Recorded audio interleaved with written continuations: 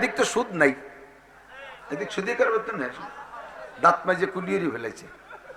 হ্যাঁ খায় না কেউ না, খায় খায় সুদ খায় দি। হ্যাঁ এখন সুদ খায় না, সুদই মানুষ খায়।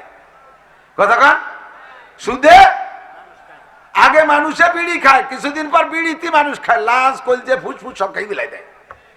কিছুদিন মানুষে এবা গাজা খায়, পরে এবা গাজায় মানুষ খায়। আগে মানুষের সুদ খাইতে, এখন মানুষের সুদে মানুষ খায়। বিটে ছাড়া করে তসতাস করে দিচ্ছে সুদে কারবারে। কথা কোন ঠিক কি ঠিক না?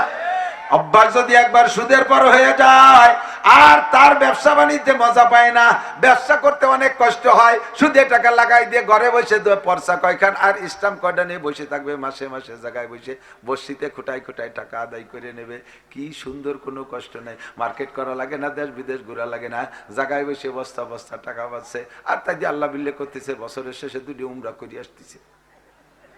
আল্লাহ কাই সুদ দিয়ে আসি সাড়ে শয়তান। তোর মক্কাস্তি করছে কিনা দাতাল, তুই উড়াকান্দি জাতীয় করিস রে।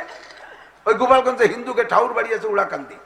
মোদি আইসো এনে জুমন ন ছড়ি গেল, শুক্রবারে আইছিল।